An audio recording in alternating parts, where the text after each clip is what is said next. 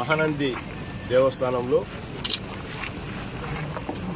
దౌర్జన్యంగా బలవంతంగా ఎలాంటి నోటీస్ ఇవ్వకుండా దేవస్థానం వారు సుబ్బరాయుడు అనే వ్యక్తి అక్కడ చాలా కాలం నుంచి చాలా సంవత్సరాల నుంచి 30 సంవత్సరాల నుంచి ఒక బార్బర్ షాప్ నడుపుకుంటా ఉన్నాడు. పేదవాడు దేవస్థానానికి రెంట్ కూడా కడుతున్నాడు. అది టెంపరవరీ షాపే, రెంట్ కూడా కడుతున్నాడు. బకాయిలు కూడా పెద్దగా ఏం లేవు. మరి దేవస్థానం అభివృద్ధి కోసం అని చెప్పేసి మేము పీకినామని చెప్తున్నాము. దేవస్థానం అభివృద్ధికి మేము కూడా ఏ రోజు కూడా అడ్డుపడము, ఏ రోజు కూడా ఇబ్బంది పెట్టే పరిస్థితి. డెవలప్మెంట్ దేవస్థానం కావాల్సిందే, భక్తులు రావాల్సిందే, దేవస్థానానికి ఆదాయం పెరగాల్సిందే, దేవస్థానం ఇంకా డెవలప్ కావాల్సిందే, ఇంకా డెవలప్ చేయాల్సిందే. దానికి ఎవరం కూడా ఎప్పుడు కూడా అబ్జెక్షన్ చేయము. కానీ ఈ విధంగా అంటే టెండర్లు వేసినామని చెప్పేసి గతంలో కార్తీక మాసాల కంటే ముందు టెండర్లు వేసి కార్తీక మాసం అయ్యేంత వరకు ఈ షాపులు ఉంచడానికి షాప్ కీపర్స్ అంతా కూడా రిక్వెస్ట్ చేస్తే కార్తీక మాసం అయిపోయేంత వరకు ఆపినారు. కార్తీక మాసం అయిపోయిన తర్వాత వాళ్ళకు ఒక నోటీస్ ఇవ్వాలి. ఫలాని రోజు లోపల మీరు షాపులు ఖాళీ చేయండి, ఇక్కడ రోడ్లు ఆల్రెడీ టెండర్ అయినాయి కాబట్టి ఎక్స్టెన్షన్ ఆఫ్ రోడ్స్ టెండర్లు అయినాయి కాబట్టి మీరు ఫలాని తేదీ లోపల ఖాళీ చేయండి, రోడ్డు పనులు చేయాలని చెప్పేసి వాళ్ళకి నోటీస్ ఇవ్వాలి. ఇలాంటి నోటీస్ ఇవ్వకుండా వాళ్ళకి అసలు ఇన్ఫర్మేషన్ చేయకుండా, అంటే రిటర్న్ నోటీస్ ఇవ్వలేదు, ఓవరాల్గా కూడా లేదు. కేవలం మొన్న జనవరి 1 నాడు ఈ సుబ్బరాయుడు అనే వ్యక్తి ఆ రోజు నన్ను వచ్చి కలిసి నేను కూడా పార్టీకి పనిచేస్తానన్నా అని చెప్పేసి చెప్పడం, ఆయన కండువా వేయడంతోనే ఈరోజు ఇంత దుర్మార్గంగా ఒక పేదవాడి మీద, అంటే కండువా కప్పుకుంటేనే అయిపోతారా, మారిపోతారా? ఈరోజు కేవలం దాని ఎదురుగానే ఇప్పుడు అక్కడ ఉండేది ఇతను ఒకటే షాప్, అది ఎలాంటి అడ్డం లేదు. రోడ్డు పక్కన 2 డ్రైనేజీలు ఉన్నాయి, డ్రైనేజ్ వెనకాల ఇతని షాప్ ఉంది. మరి వీళ్ళేమో డ్రైనేజ్ వెనకాల కూడా రోడ్డు వేస్తామంటున్నారు. ఎంతమంది రోడ్డు వేస్తారు ఇప్పుడు అవన్నీ కూడా డీటెయిల్స్ ఎస్టిమేషన్స్ తీసుకున్నాము, దాన్ని ఏం వదిలిపెట్టేది లేదు. మరి రోడ్డుకు ఇతను ఒక సైడ్ ఉంటే ఇంకొక ఆపోజిట్ సైడ్లో డ్రైనేజ్ యువతలనే ఉన్నాయి ఇంకా షాపులు.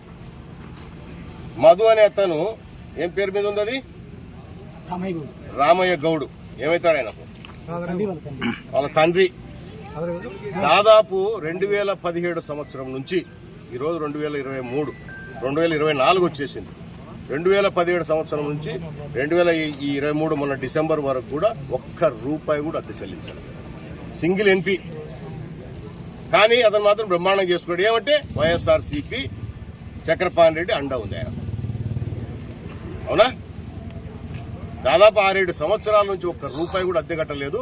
అతనికి మాత్రం దేవస్థానం అధికారులందరూ కూడా బాగా పెద్ద కుర్చేసి కూర్చోబెడతారు, డబ్బు కట్టపైన పర్వాలేదు. దాంతోపాటు గతంలో చాలా బిల్లులు పెండింగ్ ఉన్నాయి. దేవస్థానము పాట పాడుకొని ఏదైతే టోల్ గేట్కి సంబంధించి ఉన్నాయో, అలాగే హోటల్స్ సంబంధించి ఉన్నాయో, వీళ్ళంతా కూడా వైఎస్ఆర్ పార్టీ నాయకులు. వీళ్ళందరూ వైఎస్ఆర్ పార్టీ నాయకులు. ఈరోజు లక్షలాది రూపాయలు దేవస్థానానికి గత కొన్ని సంవత్సరాలుగా డబ్బు కట్టకుండా, ఇల్లు దేవస్థానానికి పెండింగ్ బకాయిలు కట్టకుండా కోర్టుల ద్వారా నోటీస్ ఇస్తే కోర్టుల ద్వారా చూసుకుంటామని చెప్తున్నారు. అంటే దేవస్థానం వీళ్ళకి మాత్రము పెద్ద కుర్చీలేసి ఎవరిని ఏమనకుండా, అవునా? దేవస్థానం ఒకసారి టెండర్ పాడినాక జప్తు కూడా చేయొచ్చు వాళ్ళ ఆస్తులు, అవునా? అది కూడా లేదు. వాళ్ళ టెండర్ కండిషన్స్లో ఉంటాయి ఇవన్నీ. ఆ పని చేయడం లేదు. వీళ్ళు సింపుల్గా కోర్టుకు పోయినామని చెప్తున్నారు. కోర్టులో ఈ కేసు తెగేటప్పుడు వీళ్ళు డబ్బు కట్టేది లక్షలాది రూపాయలు. ఎవరినైనా వీళ్ళు వీరారెడ్డి, ఈయన పెద్ద నాయకుడు వైఎస్ఆర్ పార్టీలో, అవునా? పుల్లయ్య గోపవరం, ఆయన ఒరిజినల్ పేరేంది? నాగేంద్రుడు అలియాస్ పుల్లయ్య, అవునా? నాగేంద్రుడు అలియాస్ పుల్లయ్య గోపవరం. వీళ్ళంతా లక్షలాది రూపాయలు పెండింగ్ ఉన్నారు. ఇంకొక ఆయన అన్నపూర్ణ హోటలు, అవునా?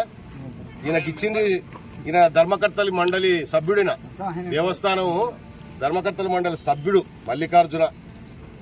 ఈయన షాపు సైజు 80-50, ఇప్పుడు వస్తాడు చూస్తా, 80-50 సైజు ఇచ్చినాడు వీళ్ళకు. ఈయన కూడా లక్షలాది రూపాయలు దేవస్థానం పెండింగ్ ఉన్నాడు. అట్లాగే బాలాజీ హోటల్ రమేష్ ఆయన పెండింగ్ ఉన్నాడు. మళ్ళీ ఇలా కనపడడం లేదు. పేదవాడు, అవునా? ఆ షాప్కి ఎవరన్నా వస్తే క్షౌరం చేయాలా, ఎవడు రాకుండా ఖాళీ కూర్చోాలా, అయినా బాడెకి కడుతున్నాడు. వీళ్ళ మీద దౌర్జన్యం చేసి తీసేస్తావా? అందుకే దేవస్థానం అధికారులకు చెప్పినాను, గతంలో మేము ఎప్పుడు కూడా అధికారులకు గౌరవం ఇచ్చి మర్యాద ఇచ్చినాం. ఈరోజు వాళ్ళ మర్యాదలు గౌరవాలు పోగొట్టుకుంటున్నారు. అంటే వీళ్ళు అనుకుంటున్నారు ఏ ప్రభుత్వం వచ్చినా మా పని జరుగుతుందిలే అని చెప్పేసి. రేపు అధికారంలోకి రాబోతున్నాం, రేపు చూపిస్తాం వీళ్ళకి ఏం చేయాలనేది. అంటే వీళ్ళందరూ కూడా కుమ్మక్కైతేనే కదా వీళ్ళతో, లేకపోతే ఎందుకు రావు డబ్బులు, ఎందుకు రావు చెప్పండి. మళ్ళా పెద్ద కుర్చీలు వేసి కూర్చోబెడతారు వీళ్ళు వస్తే. బాడే గట్టి ఎగ్గొట్టిపోయిన నాయనలు ఇల్లు, బాడే కట్టకుండా దొంగ నాయనలు ఇల్లు, అవునా, దేవునికి మోసం చేసిన వాళ్ళు వీళ్ళని పెద్ద కుర్చీలు వేసి కూర్చోబెడతారు వీళ్ళు డకాయి నా కొడుకులల్లా. వీళ్ళకు చక్రపాణి రెడ్డి అండ, వీళ్ళంతా భాగస్తులు, పార్ట్నర్స్. చక్రపాణి రెడ్డి కూడా పార్ట్నరే, వాళ్ళ తమ్ముడు భువనేశ్వర్ రెడ్డి, వీళ్ళంతా పార్ట్నర్స్ దీంట్లో. ఈ పార్ట్నర్స్ కాబట్టి ఎవడు కూడా కోట్ల రూపాయలు వెని లెక్కేసి దాదాపు 1.5 కోటి వస్తుంది. ఈ డబ్బులలో ఎవరు కూడా కూర్చున్నారు. ఇలా పెద్ద అధికారంలో ఉన్నామని పెద్ద పొడుస్తాం అనుకుంటున్నారు రోజు రోజుకు. అయిపోయింది ఈ వైఎస్ఆర్ పార్టీ పనిగా, ఏం లేదు. ఈ 2 నెలల సినిమా ఏం లేదు, ఎత్తిపోయింది సినిమా. అయినా కూడా బెదిరిస్తున్నారు. రేపు ప్రభుత్వం అధికారం వాళ్ళ పార్టీ రాదని తెలిసి కూడా బెదిరిస్తున్నారు ఈ నాయకులు. చూడండి ఎట్లుందో. ఇలా బెదిరింపులకు ఏం భయపడము. రేపు సాయంకాలం లోపల దేవస్థానం అభివృద్ధిలో భాగంగా చర్యలు తీసుకుంటే మేము కూడా ఎప్పుడు అడ్డం చెప్పము, ఓటు చేయము. పేదవాళ్లకు ఇంకొక చోట స్థలం చూపించమని అడుగుతాం, వాళ్ళు బ్రతికేదానికి అవకాశం కల్పించమని అడుగుతాం. దేవస్థానం అభివృద్ధి జరగాల్సిందే. రేపు సాయంత్రం లోపల మిగతా షాపులు గిన అక్కడ తీసేయకుండా కేవలం సుబ్బరాయుడిది మాత్రమే అట్లే ఉంటగిన ఎల్లుండి ఉదయం ఇదే అధికారులను అడిగి ఈడ్చుకొచ్చి షాప్ వేపిస్తాం. వీలేయాల్సిందే. ఎల్లుండి ఉదయం ఎన్ని కేసులు పెడతారో పెట్టుకోమను, ఎన్ని కేసులు పెడతారో పెట్టుకోమను. రేపు లోపల అధికారం వీళ్ళు అభివృద్ధిలో భాగంగా మిగతా తొలగించకుండా ఇతన్ని మాత్రం ఇబ్బంది పెడితే ఖచ్చితంగా ఈ పని చేసి తిడతాము. రెండోది, వీళ్లకు బెదిరిస్తే ఏం బెదిరిస్తా, భయపడాకు, నేను వస్తున్నా కదా, నీకేం భయపడాల్సిన పని లేదు. రేపు నన్ను కొడతానటరా. సుబ్బరాయుడు భార్య దేవస్థానంలో ముందరే తీయాలని పెట్టినారు. అప్పుడు ఎమ్మెల్యే గారిని కార్తీక మాసం అయిపోయినాక వేస్తుర్లేండి, ఇప్పుడు ఏమొద్దు కార్తీక మాసం అప్పుడు అన్న. ఇప్పుడు మళ్ళీ దానికోసం జనాలు దానికి పెట్టడానికి వర్క్ ఆర్డర్ కానీ ఇచ్చినాను. నేను అటు ఇటుగా సీసీ రోడ్ అయ్యింది సార్, 50 లక్షలు కొట్టాలి. దేవస్థానం డెవలప్మెంట్ కి మేమేమో అగెనెస్ట్ కాదు, గుర్తుపెట్టుకోండి. అవునా, ఎక్కడైనా కూడా దేవస్థానం డెవలప్మెంట్ మేము అగెనెస్ట్ కాదు సార్. ఇప్పుడు అది కాలువ అవుతుందే, కాలువ యువతలుందా సార్? ఇప్పుడు పీకిన మీరు షాపు కాలువ అవుతుందే, కాలువ యువతలుందా? రెండింటి మీద కాలువ అవతల ఉందా, కాలువ యువతలు ఉందా షాప్? అది ఈతలో అవతల రెండింటి మీద కాలువ అవతల ఉంది, ఈతల షెడ్ ఉంది. ఈతలో ఇప్పుడు నేను చూసి వచ్చినా కదా. ఇప్పుడు నేను తీసినాక సార్, మామూలు అయితే ఇదొకే ఉన్నాయి. ఏం ఇప్పుడు అదొకటి ఎందుకు పీకినా? ఇవి అని చెప్పినారు సార్. అది ఎందుకు పీకలే, ఇది ఎందుకు పీకినా? అసలు వాడు ఉండేది అదొక్కటే షాపు, అవునా? పైగా ముందర మళ్ళీ మీ దేవస్థానం నీళ్ళది ఉంది, అదెందుకు పీకలే? అదే లైన్ లోనే ఇప్పుడు మంగళ షాప్ తీశారు మీరు, మీ దేవస్థానంది నీళ్ళదుందా? దాని ముందర డ్రింకింగ్ వాటర్ది దాని కింద అది ఇంకా యువతలకి వచ్చింది కదా, మళ్ళీ ఎందుకు పీకలేదు? దాని కింద ఫ్లోరింగ్ వేసినారు సార్. దాని కింద ఫ్లోరింగ్ వేసింది. ఏం ఫ్లోరింగ్ వేసాం? CC road. అది కట్టనీకి వేసే ఫ్లోరింగ్ ఏం కెపాసిటీ ఉంటుంది? ఇప్పుడు రోడ్ వేసే కెపాసిటీ ఏంటో తెలియదా నాకు? అవన్నీ రోడ్ వేస్తే ఎంత స్ట్రెంగ్త్ రోడ్ వేస్తావు, ఎంత మెటీరియల్ వేస్తావు, ఏం వేస్తావు నాకు తెలీదా? ఇప్పుడు నువ్వు అది కట్టడానికి కింద వేసే సిమెంట్ ఏదో నాకు తెలీదా? అదే నేను చెప్పేది, దాని స్ట్రెంగ్త్ ఎంత, దీని స్ట్రెంగ్త్ ఎంత అన్నది తెలీదా అంటున్నా నాకు. రోడ్డుకు వాడే మెటీరియల్ ఎంత వాడతారు, అవునా? నువ్వు ఒక చిన్న ఏదైనా షాప్ కట్టుకుంటే దాని మీద కాంకర వేసేది ఎంత వాడతారు, అది తెలీదా నాకు? ఈ పక్కన షాపులు ఎందుకు కనపడలేదు మీకు?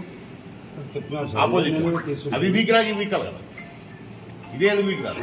లేకపోతే అన్ని ఒక టైం పెట్టుకొని, టైం బౌండ్ పెట్టుకొని మొత్తం ఒకటేసారి పెట్టాలి. ఏం అడ్డం వచ్చింది ఇప్పుడు? అది ఎప్పుడు షాపులు ఎక్కువ ఆ పక్కకే ఉన్నాయి, ఏం అడ్డం వచ్చింది? మీ మీద ప్రెజర్ ఉంది, వాడు వచ్చి మొన్న కండవ కప్పుకున్నాడు, అందుకే పీకినారు, అంతే కదా? కండవ కప్పుకున్నాడు కాబట్టి పీకినారు. లేకపోతే అంటే మేము పక్కన కొడుకున్నామా, మేము అధికారంలో ఉన్నప్పుడు మిమ్మల్ని ఎవరిని ఇబ్బంది పెట్టలేదని నాకు అర్థం కావడలే. రేపు నేను అధికారంలోకి వస్తే ఎట్లుంటుంది మీ కథ? రేపు ఎలక్షన్లు వస్తున్నాయి, గవర్నమెంట్ మారిపోయే పరిస్థితి వచ్చింది, బొంగరా వైఎస్ఆర్ పార్టీ ఉంటుందా, ఎమ్మెల్యేలు ఉంటారా? ఇక్కడ రేపు మీ పరిస్థితి ఏందనుకుంటున్నారు? మేము గౌరవం ఇస్తున్నాం మీకు ఇన్నాళ్ళు, అధికారులుగా, ఎంప్లాయీస్ గా, ప్రజలకు కానీ ఎవరికైనా గౌరవం ఇచ్చి పరిపాలన బాగుండాలని పనిచేసినాం. ఒకవేళ డెవలప్మెంట్ లో చేయండి, తీయండి, మేమేం వద్దనం. దానికి ఒక పద్ధతి ఉంటుంది కదా, ఒక నోటీస్ ఇవ్వాలమ్మా, మీరు ఫలానా టైం లోపల ఖచ్చితంగా ఖాళీ చేయాలని ఇచ్చినారు. వాళ్ళు టైం ఇచ్చినారు కదా మీరు, సరే ఇచ్చినారు. కార్తీక మాసం తర్వాత మీరు మళ్ళా అప్పటి వరకు అడిగినారు, టైము యాక్సెప్ట్ చేశారు. ఇప్పుడు కార్తీక మాసం అయిపోయింది, పలానా రోజుల లోపల మీ షాపులు తీయండి, అందరూ డెవలప్మెంట్ లో భాగంగా ఇది చేయాలి కాబట్టి మీరు తీయండి అని కాగితం ఇచ్చినావా? టెంపరీ షాప్ అయితే మీ ఏదైతే డబ్బు కట్టి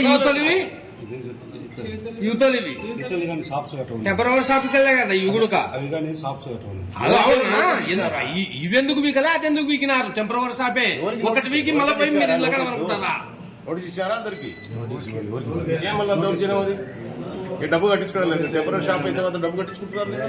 ఫ్రీ ఇచ్చారు అవి ఫ్రీనా రోడ్డు వేసినాక మళ్ళీ వచ్చి చేసుకోమన్నారు సార్ నేను అడుగుతూ ఉండేది అది కాదు ఎందుకు ఒకటే పీకినారు ఈరోజు సాయంత్రం వరకు టైం ఇప్పుడు ఈ రోజు అంటున్నారు వాళ్ళ ఎవరు? మంచిది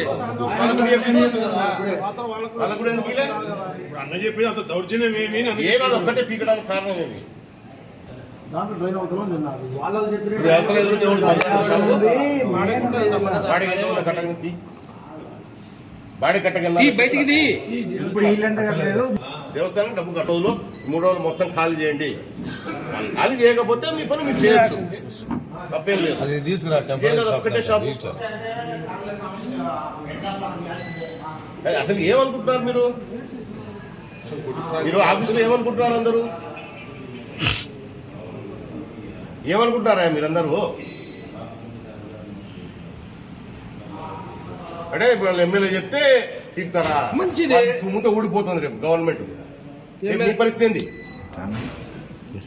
సగమే పడుతుంది ఏంది మీ పరిస్థితి ఎమ్మెల్యే జనరల్ దానికి పెట్టడానికే వర్క్ ఆర్డర్ గాని ఇచ్చిన నేను అటు ఇటుగా సీసీ రోడ్ అయింది సార్ 50 లక్షలు పడుతుంది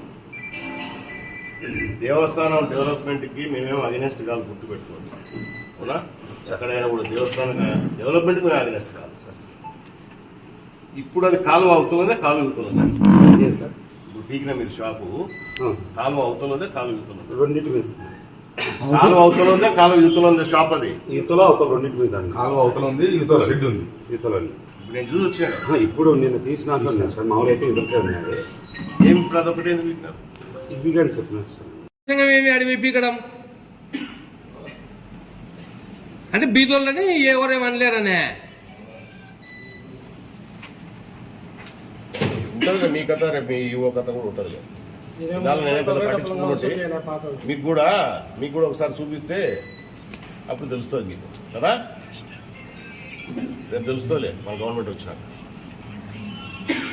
అంత అత్వానమా మీరు లోకల్ కదన్నా ఇవ్వ అంటే వెళ్ళిపోతారు అప్పుడు ఏం చేస్తారు లోకల్ చూద్దాం. కదా మీ ఓ గాడ పోస్టుతో మీ గాడ పోస్ట్ చూద్దాం టెండర్లు ఇస్తారంటే తమాషా చేస్తారా? అన్నకాడ కొందరు కూలీలే నాయకులు మానవులు నాయకులు అందరూ అన్నకాడ కొందరు కూలీలే ఉన్నారు ఎవరు లేరు దేశీ మాటలు కాదు అందరూ ఇళ్ళ ఇక మన ఒక్కందే రాకుండా పైగా కాలం